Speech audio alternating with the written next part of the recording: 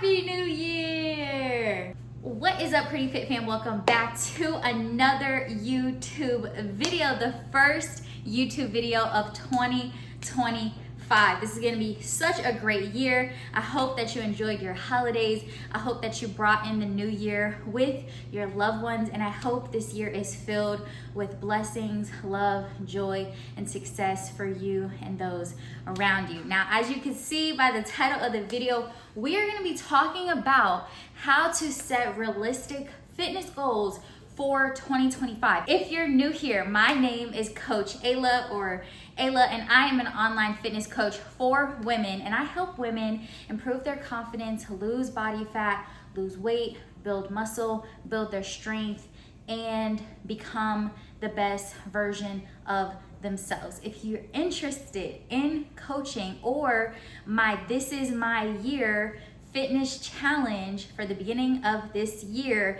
the link will be in the bio. If you're ready to become the best version of yourself this 2025, links down in the description box below. But before we get started, please be sure to subscribe to the Pretty Fit Life channel, thumbs up to this video, and drop any comments down below if you guys have any questions, comments, concerns. Be sure to drop those comments down below. Now let's get right into the video. Okay, ladies, I know we're entering into a new year and you are thinking about new year, new me, fitness goals. I want to lose weight and I want to read more. I want to do more things. I want to travel more, all the things, but it's very unfortunate, but probably by the third week, you're gonna lose all types of motivation to continue on with your goals, let alone your fitness goals. So we're gonna be specific with your fitness goals, but these are gonna be some practical and realistic ways to help you keep up the motivation and also the discipline, because you're not always gonna have motivation, but to keep up that realistic as well as motivation throughout the entire year of 2025 to help you reach your fitness goals. Okay, tip number one, take assessment or take stock of your current fitness level. Where are you right now? Are you brand new to the gym and you want to start working out again? Are you intermediate in the gym and you're kind of hitting a challenge, but you are hitting a plateau, but you want a new challenge? Take stock of your fitness level. Are you advanced and you want to try something new? Take stock of your current fitness level. Also, take inventory of what your limitations are. Maybe if you have any injuries that may impact you in this new year, take accountability for some of those things as well, because those things might be a hindrance if you want to try something new or if you want to get into a new challenge.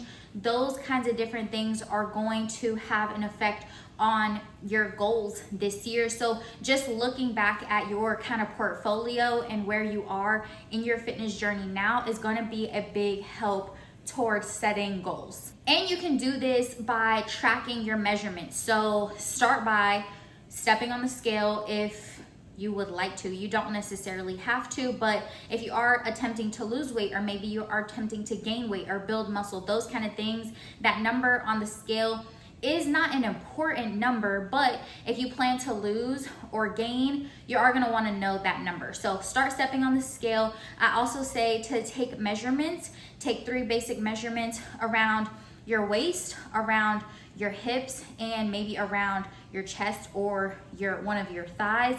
That's a good measurement. It's pretty basic. Just get a regular tape measure and measure yourself and take pictures every week or every month. That's a good way to do it.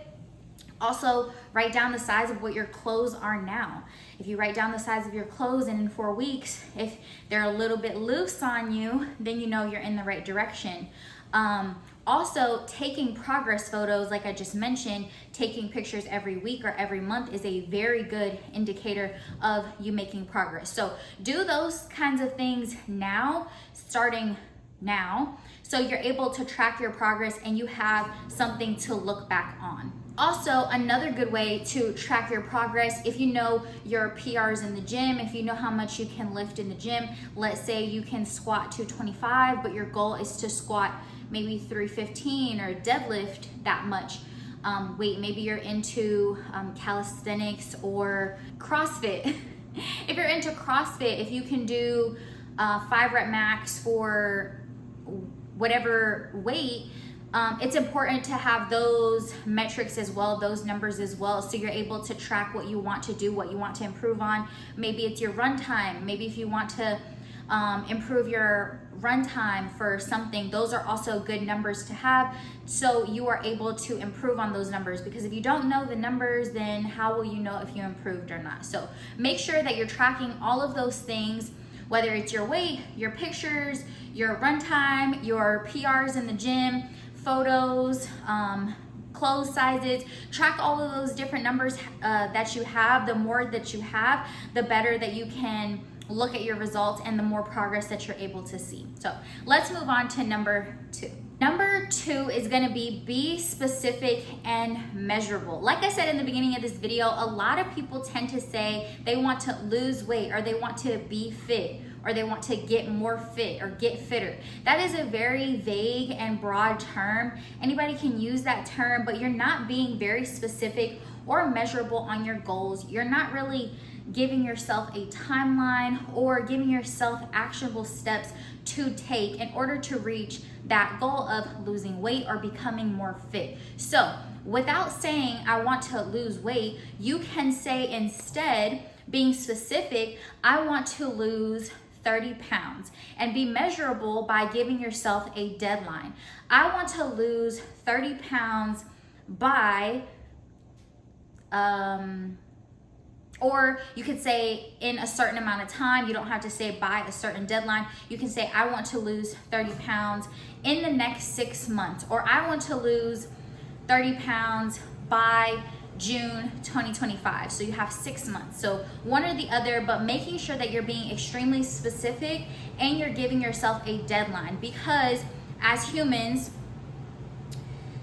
I find it to be very true that I work a lot better under pressure. So if you put a little bit of fire up under your butt, then you're gonna have to work a little bit better. You don't have as much, you do have time, but you don't have as much time to play around with your goals or to kind of procrastinate on your goals. You have a timeline for yourself, and if you don't hit that deadline, you kind of intuitively don't feel as confident. You don't feel like you trust yourself to hit deadlines just in general. So it is important to hit a deadline for yourself, but also being very realistic about the deadline. Don't say you want to lose 30 pounds in the first 3 months of the year. Is it possible for some people? Absolutely, but that's not something that can be very sustainable. So make sure that you're being realistic, you're being specific, and you're being very measurable. So on to number 3. All right, number 3 is gonna be breaking down your big goals into really small steps, because we can see the big picture of our big goals. We can see the end step, but you're gonna have to do a little reverse engineering here to see what is it gonna take for you to hit that big goal. So small changes are gonna lead to small habits are gonna lead to really big changes. So for instance, if your goal is, off the top of my head, if your goal is to maybe run a marathon this year, if your goal is to run a marathon this year, you're gonna have to have a plan to maybe run 3 times a week for a certain amount of time. You're gonna have to maybe get a coach. You're gonna have to follow a certain meal plan, and this training period is gonna be for a long amount of time. So that training for 3 times a week is how you break down that goal into a smaller step. So at first maybe you never ran before. This is just a random example, but maybe you've never ran before and now you want to train for a marathon. This is a huge goal to have. You're gonna have to start by running 1 to 2 to 3 times a week to start, and then you're gonna have to work your way up to maybe a few more times a week, and they're gonna have to be larger distances. Or maybe if you are a runner, then you're gonna have to start with longer distances. So instead of let's say you run every single day, 6 to 7 times a week, maybe just 1 mile, maybe just run a mile every day, 6 to 7 times a week. That's 6 to 7 miles in 1 week. you can set a small goal for yourself to, okay, every week I'm gonna try to reach 10 miles up until you have a specific training plan, so you can start building that endurance. And then eventually you increase it to 15 miles, then you increase it to 20 miles, or however, but you break it up, because a marathon is like 26 point something miles. I'm not a runner, I don't know, but I know it's a very long distance for a marathon. So something like that, making sure that you're breaking your bigger goals down into smaller steps. If your goal is to lose weight, 30 pounds by June 2025, okay, I need to follow a meal plan. Now I need to follow a meal plan. I need to drink this amount of water every single day. I need to be in the gym 3 to 5 days every single week, maybe even more. I need to do this amount of cardio. I need to do this specific training regimen every day. However, if you do have a coach, or if you're doing it on your own, every single time. I need to do this amount of steps every single day. That kind of thing. Breaking your goals down into smaller steps so it's more achievable, and then you can focus on the smaller steps before getting to that big goal, and then it seems so daunting because you don't know how you're going to do it. So breaking it down into smaller steps, more actionable steps like I mentioned earlier, so you can actually see that goal ahead of you. Now let's move on to number 4. All right, number 4 is going to be an important one for you to remember and also realize and understand. Consider your lifestyle and your commitments. Now, like I said, this is going to be a big one for you to understand, and this is a very important one and key one for you to take into account. If you are a busy person, it is very important for you to make sure that you're setting your fitness goals that, again, are realistic and is something that you can actually commit to. For instance, this is a really great example. If you are a nurse or if you're in school to be a nurse, great example, nurses work long hours, and sometimes it's difficult for a nurse to get into the gym. Now, is it possible? 100%, this is very possible. But again, nurses have kind of hectic lifestyles. Or if you are a first responder, let's say you're a firefighter, EMT, maybe you're police, whatever the case is, you're a first responder, so your hours are a lot longer. Even if you work 9 to 5, your hours could be a lot longer, but it just depends. But I like to use nurses as an example, or first responders as an example, because their hours tend to be a little bit longer. So you think, how do I fit in a workout? So if that's your kind of lifestyle, or that's your career, that's the commitment that you have for yourself, that's where you're gonna have to realize and understand that, okay, I can go to the gym, but I need to make sure that it's very concise. So maybe I should aim for 40 to 45 minutes in the gym rather than 2 hours in the gym. If you can do 2 a day, that's great. But if not, you need to be realistic about your time and what your commitments are, because of course you don't want to be in the gym all the time and then forget about the things you have to do at home, forget about your family, forget about your other commitments just in life in general. So understanding that you have to make your fitness goals work around what is going to be realistic for you. And if 5 to 6 days doesn't work for you, maybe 3 to 4 works better for you, because maybe you work 3 days, 12-hour shifts, but you have 4 days off. So in those 4 days is where you can work out. Or maybe it's vice versa. Maybe you work 4 days, 12-hour shifts, and then you have 3 days off, that kind of thing, those days off, or whatever works best for you. I really like to use that example because it seems like first responders don't have a lot of time, but if you make it a priority and you make the time and you can plan it right and really organize your time in the best way, you really can make it work for you. But just understanding your commitments and what you can commit to. Now, if your lifestyle is not as busy as a first responder, let's say you have a family, maybe you're a woman watching this and you're a wife and a mom of maybe kids, and you work from home. Let's say maybe you work from home and you work, or maybe you don't work from home, but you're, again, with your kids, it could be still busy, having to take care of the kids, that kind of thing. It's important for you to fit in the time to, where can I fit in the time, maybe while my kids are at school, or maybe if you have little ones, maybe working out from home, but a short amount of time, 30 minutes, again, 30 minutes, 45 minutes, or maybe if you don't have that much time, but can you commit to a certain amount of time? How many days of the week can you realistically commit to? Because if you try to overcommit yourself, you're really gonna stretch yourself thin. And again, you're gonna feel very not very confident within yourself that you can actually hit those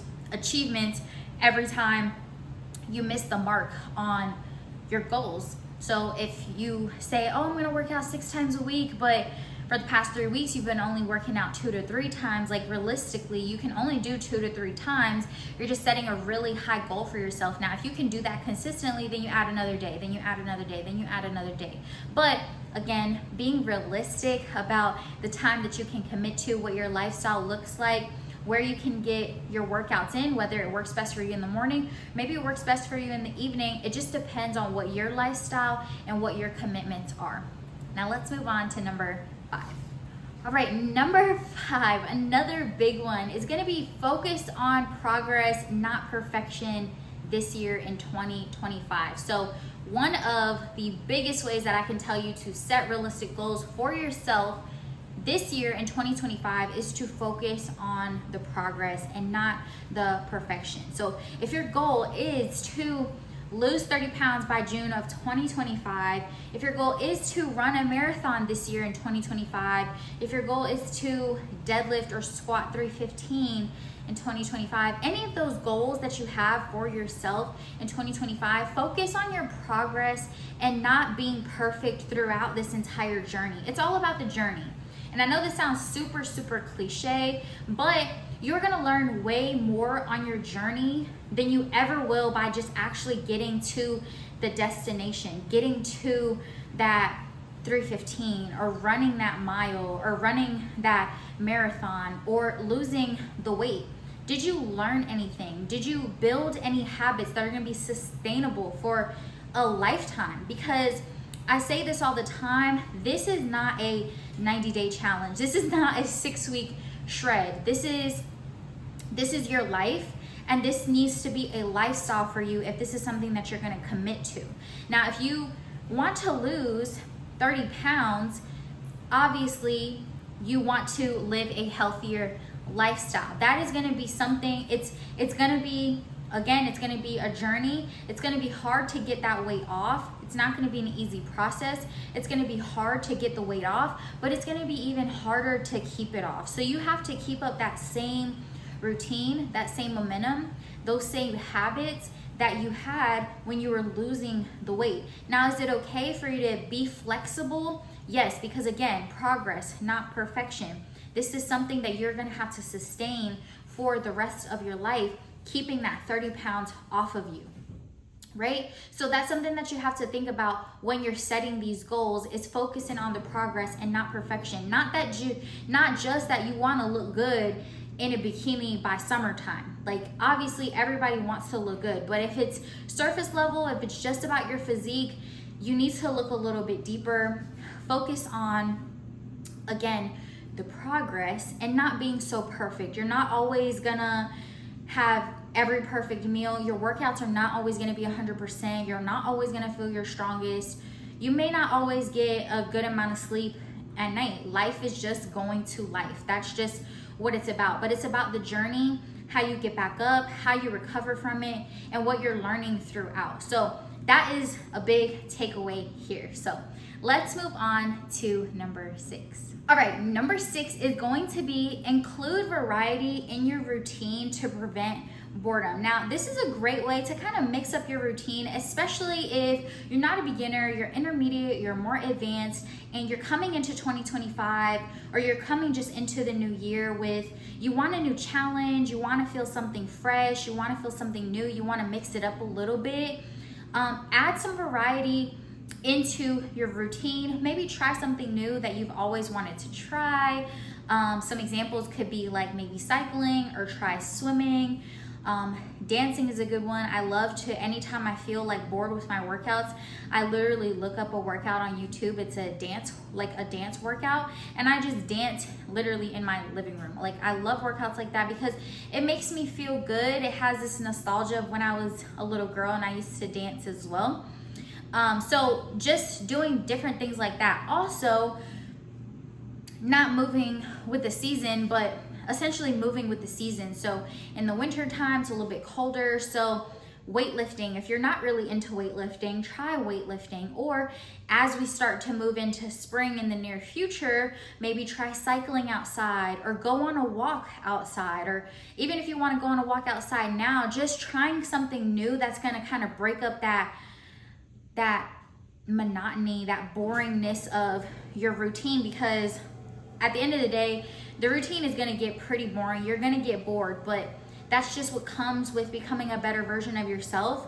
It's a little bit of a boring lifestyle. You're working on yourself, you're becoming a better version of yourself, and that means being consistent. So with that, you can mix it up by, again, adding something new into your routine. I recently have loved going on walks. I already take my dog for a walk, but being intentional about the walk, like setting a time for myself. I'm gonna walk for 30 minutes with my dog. I've actually been really enjoying it, and it takes me about 30 minutes to walk around the neighborhood. So it's a really great way to kind of change things up for me.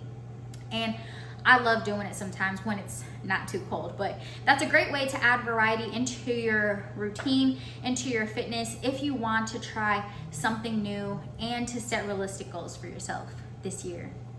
Let's move on to number 7. All right, number 7, I have talked about this before as well, but prioritizing rest and recovery. This is something that we tend to bypass over a lot, but rest and recovery is gonna be super important. Again, I have mentioned this before. If you're not getting enough sleep, you're not gonna get the gains that you so very much deserve, that you are working so hard, what you're gonna do work so hard this year to work on. So getting a good amount of sleep is really going to help get those gains, help your body rest, help your body recover, and help you just become, obviously, a better version of yourself and reach your fitness goals. So I say to sleep between 7 to 9 hours. Again, this is all dependent upon you being in tune with your body, listening to your body, knowing what works best for you. I have said this before if you watch my YouTube channel. 7.5 hours is really where I thrive. If I'm at 7, I'm a little grumpy. If I'm at 8, I feel very groggy. So that 7.5 is a very sweet spot for me. I thrive at 7.5 hours of sleep, and usually right before I go to sleep, I usually count like to make sure I get to 7.5. So usually it works out for me. But again, prioritizing your rest, recovery, making sure that you're including rest days, active rest days into your routine, not working out 7 days a week. That is not realistic, that is not sustainable, and your body needs to recover. You're gonna essentially overtrain and injure yourself if you're not taking rest days, taking recovery days. So ensuring that you're programming those in to your routine, rest days, recovery days, so your body can get all the gains that you need to reach your goals this year. Now, let's move on to number 8. All right, number 8 that I have for you to help you set realistic goals for yourself for 2025 is going to be including emotional and mental goals for yourself this year. Now, fitness is not just about the physical aspect. Fitness is about the mental and the emotional changes that you will encounter on your fitness journey. You're gonna see a bunch of different things happen if you're brand new here, or if you're brand new to fitness in general. You're gonna see stress reduce, you're gonna see your confidence improve, you're gonna see your mental resilience improve. You're just gonna see so many different things improve about yourself. You're gonna go about life in a different way. You're probably gonna see your discipline improve just by doing fitness. There's so many good benefits and changes that you're gonna see mentally and emotionally when you start your fitness journey. So including these mental and emotional goals for yourself, maybe something like journaling or meditation or yoga and stretching. I really don't do yoga or stretching, but maybe stretching and mobility, I would say. Or just practicing gratitude in the morning, affirmations. I will be transparent here and say that I have finally purchased a Bible. Yay! I have finally purchased a Bible, and I'm going to take reading my Bible very seriously this year, building my relationship with God.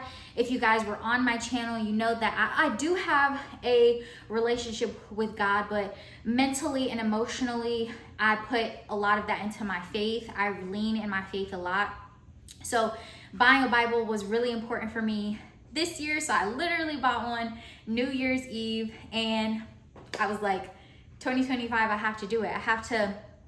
I have to make sure that I'm doing what's best for my mental and emotional health. So that was for me. Now, if you're not a spiritual person, or if you're not a religious person, any of those other things, meditation, gratitude, journaling, affirmations, stretching, mobility, yoga, whatever the case is, those things are also great to help your mental and emotional health, grounding, things like that. So making sure that you're also including those things, because it's not just about the physical aspect. You're also going to see a lot of benefits, mental and emotional as well.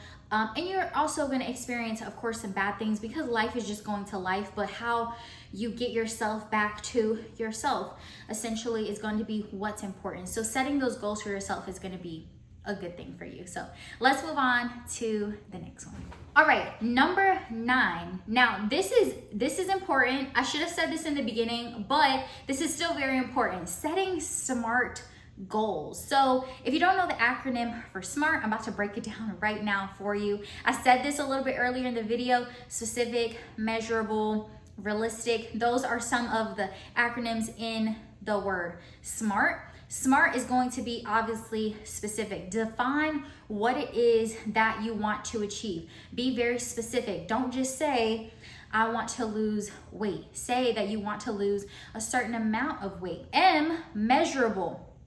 Making sure that you're tracking your progress. Making sure if you want to lose the 30 pounds, that you know what weight you're starting at. You know what your weight is now on the scale, and you can track your weight as you go through, taking pictures, measuring your body fat, measuring your waist, getting actual measurements. And the same thing goes for if you have a different goal, if you have a bigger goal, like I mentioned before, if you want to run a marathon, tracking your progress, measurable, making sure that you know your time. For if you've never run a marathon before, at least knowing what your mile time is, so you can adjust and move how you need to move. Or again, if you want to PR in a certain compound lift this year, knowing what you're starting at, so you can progressive overload toward that weight. So those are the kind of things that's going to help you measure what your progress is going to be. Achievable for A, making sure that your progress is realistic. So realistic is not the R, but making sure that your progress is realistic, something that is achievable. Like I mentioned, if you plan on losing 30 pounds, give yourself enough time to be able to reach that 30 pounds. Give yourself, like I said, if you want to lose 30 pounds, say, I want to lose 30 pounds by June 2025. That's 6 months. Or I want to lose 30 pounds in the next 6 months. Maybe you have a bigger weight loss goal, but 30 pounds is a good starting weight. Whatever the case is, if that's your end goal, let's just say you want to lose 20 or 30 pounds by December 2025. So by December 2025, you have all year to hit that goal. And life is going to happen. That's something that you have to know. This is something that's realistic. And again, you can't lose a big amount of weight in such a small amount of time. Is it possible? Absolutely, for people who are extremely big. No offense if like people who are on my 600-pound life, you see them lose maybe 60 pounds in like a matter of 2 months, but that's because they have a lot more mass, they have a lot more body fat on them. So it's easy for it. I'm not gonna say it's easy, but they have a lot more body fat that's just gonna kind of naturally come off if they start doing movement and they start eating right.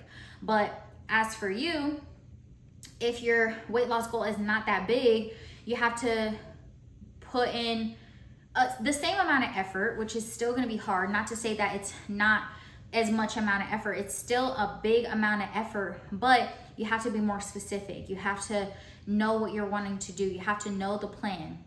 So that's what I'm saying. Very realistic. You can't lose 30 pounds. I'm gonna just say this now. You cannot lose 30 pounds in a matter of 60 days and expect to keep it off. Not gonna happen, because what did you learn? You didn't learn anything. All you learned was that you can get it off, and if you put it back on, you can get it off again because you know how to do it in 60 days. That's all you learned. You didn't learn any real habits to keep it sustainable. So R is for actually relevant. So your goals should be pretty relevant to you, your lifestyle, what your commitments are. Again, this is a great example. If you're a first-time responder and maybe you want to be, let's say you want to be a bodybuilder. Being a bodybuilder or training like a bodybuilder is difficult, is very time consuming. I was in the gym for at least 2 hours, sometimes 3, depending on my lifts and my cardio. It just kind of depends on you, but being a bodybuilder is very time consuming. And again, it may not be for your lifestyle. So just making sure that it's relevant to you. Not to say that if you're a nurse, you can't be a bodybuilder. I'm not saying that at all. Like, it's very possible for you to do it. But here's a better example. Because I know some people are going to be like, oh, but I'm a nurse and I'm a bodybuilder. And no, I don't want you to think that you can't, because you can absolutely do whatever you set your mind and your heart to. But let's say you've never ran a day in your life before. And now you want to do a triathlon. You want to bike, you want to run, and you want to swim. That takes years of experience. Again, it is very possible. It is extremely possible, but don't set your goals. What I'm really trying to say is just making sure that you're setting your goals for what you want to do. It's relevant to you. It's what you actually enjoy. Don't try to like become an Olympic swimmer and you're a power lifter. Like, it just making sure that your goals are relevant to what you enjoy, to what you like, to who you are. Now, if you want to try something completely new, you want to go off completely turn left and just go in a different direction with your fitness, 100%. I'm all here for it, okay? Just do what is gonna make sense in this year in 2025. Now, the T is for time bound. So again, setting the deadline for yourself for you to be able to achieve the goal. Like I mentioned earlier, if your goal is to lose 30 pounds, setting a goal, putting a little bit of fire up underneath you. June 2025, I want to lose 30 pounds, or December 2025, I want to lose the 30 pounds. Just whatever the case is, whatever deadline that you can have for yourself that's obviously realistic, that you think that you can achieve, but not to say that it has to scare you a little bit, but it gives you a little bit of that pressure. So that's what's going to be setting SMART goals for yourself looks like. So maybe pause this video, rewind a little bit, and see if you can compile a SMART goal for yourself for what your fitness goal is going to be for 2025. Now let's move on to the very last tip that I have for you. All right, ladies, this is the last tip that I have for you on how to set realistic fitness goals for yourself this year in 2025. Be very kind to yourself. Like I mentioned earlier, focusing on the progress and not the perfection is going to be super important. Fitness is a lifetime, long-term commitment. This is not a 90-day challenge. This is not a 6-week shred. This is something that you're going to commit to for a long time. If you start those challenges amazing and you continue, great. But again, not every day is going to be perfect. Not every day is going to be linear in a straight line. You're gonna have waves of, it's gonna be good, it's gonna be bad. And like I said, most people end up giving up on their quote unquote New Year's resolutions or their goals probably by like the 3rd week of January. And if you notice, the gyms are probably gonna be filled all this week, filled all next week, the 1st week of January, the 2nd week of January. By the 3rd week of January, it starts to kind of trickle and fade away.